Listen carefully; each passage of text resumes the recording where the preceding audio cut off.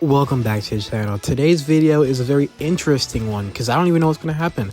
I'm going to keep it 1000. I had two things that I wanted to talk about and they aren't entirely related, so I had to stretch some logic. So today's video is about learning new things. That's right, guys. If you want to leave the video, I totally understand. This is like actually garbage.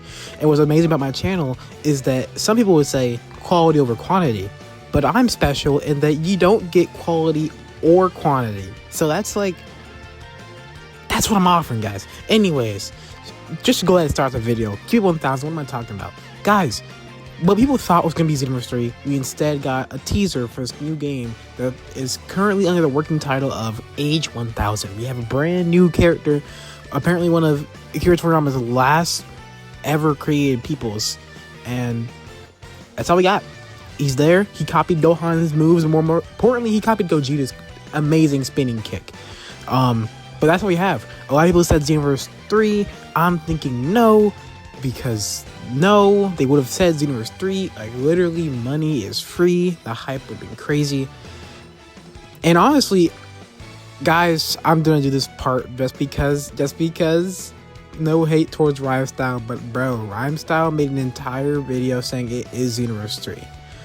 I will go as far as to say that they'll probably use gameplay mechanics from Xenoverse 3 because they've been doing that for a while. Because I think literally every 3D game ish has taken from Xenoverse 2 in some way. Looking at Xenoverse 2, they have a lot of the best animations. That's why Legends takes a lot of their concepts and animations, they put it into their game. That's kind of why. Let me not say this. Actually, I will say it.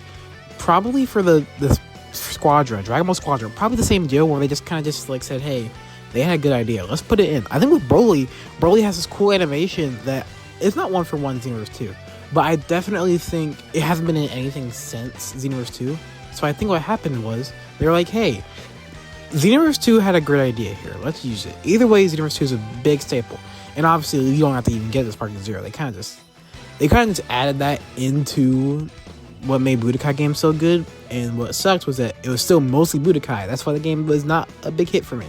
Anyways, yeah, so Xenoverse 2 is pretty big, so it would make sense that they use stuff from Xenoverse, but that's all Ryan really got in terms of what I think actually is evidence for the game being Xenoverse 3.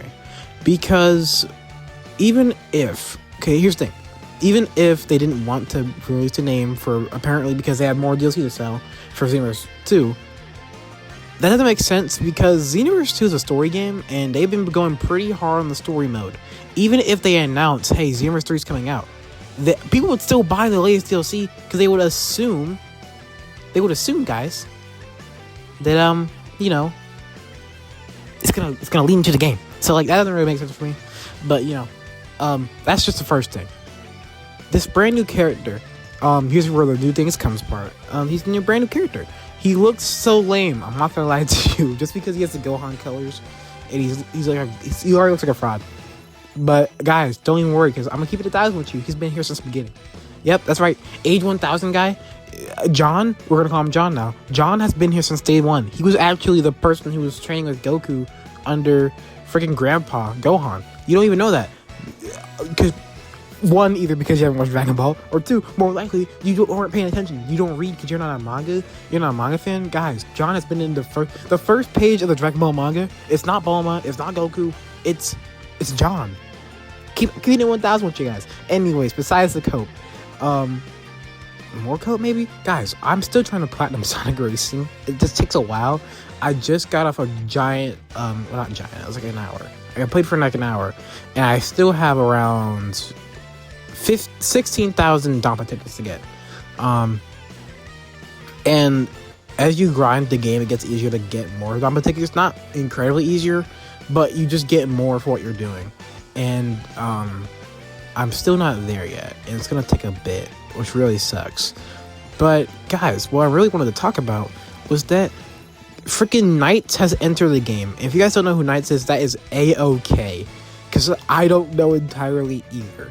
Here's the thing though. Sonic Racing does this thing where they say, hey, all of our Sega properties that have no money and don't get any investment, let's put them into the Sonic game so hopefully people can buy an old game. And yeah, they put him in Sonic Racing, and I'm looking at Knights. I'm like, who is this person? You're kind of cool, but you're not crazy cool.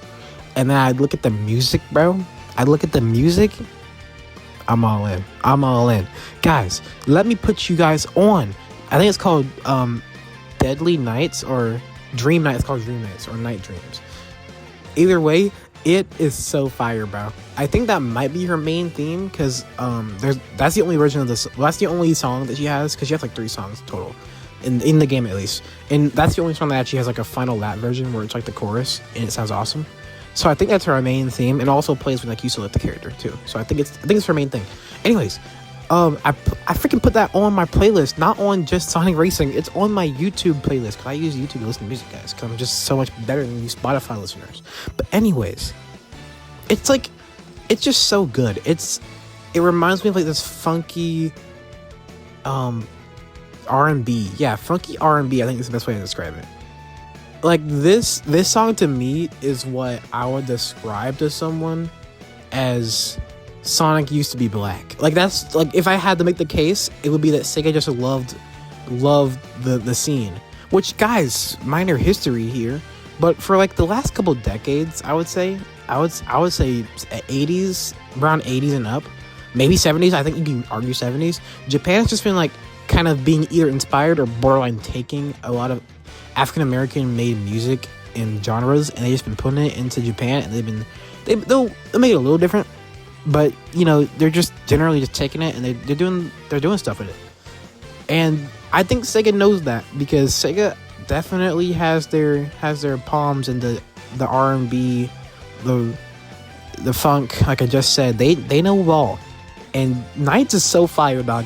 I literally I searched the song Nights. I searched the song up and on YouTube, dog.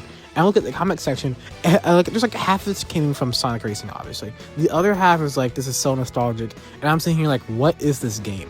So then I look at a playthrough, and I just skip because I'm like, I don't really care. Because things are kind of old, so they're not the greatest. I look at this, I'm like, wow, this is an old game. And it makes sense as a fan base. Because from the looks of it, it's no Sonic the Hedgehog.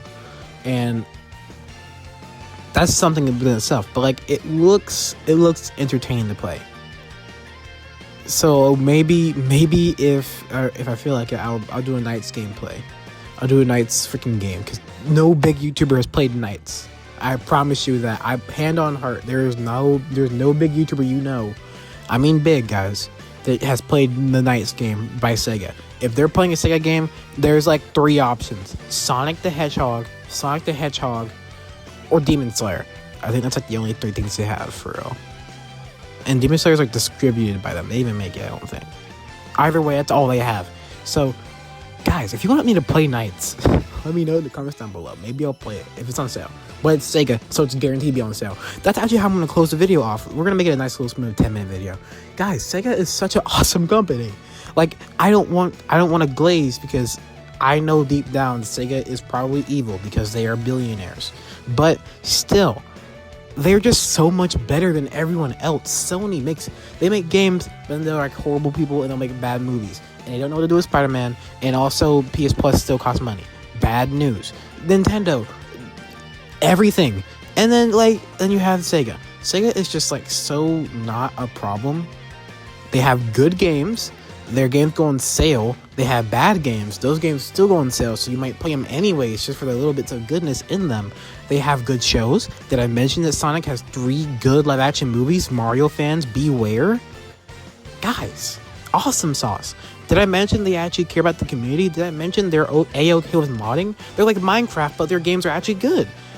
I meant to say Microsoft, but their games are actually good. But, Minecraft was the main thing I was thinking about because, I don't like the game. But, guys, awesome sauce from Sega. And I just appreciate that Nights exist. And there should be more characters from there coming out. Monkey Ball, I'm pretty familiar with Monkey Ball, and I'm pretty sure they don't have anything too crazy in terms of music. So I'm not really excited for that in particular. But here's the thing. There are some comic characters, I think it's from the IDW comics, I think, for Sonic. They're coming out in February, which is this month now. Holy, they're coming soon. But they might have some music, and that'd be kind of cool. I don't know what they do for it, but hopefully they can compose some stuff, and I hope it's a little jazzy, I hope it's a little funky, or just something good, because, oh boy, they can cook.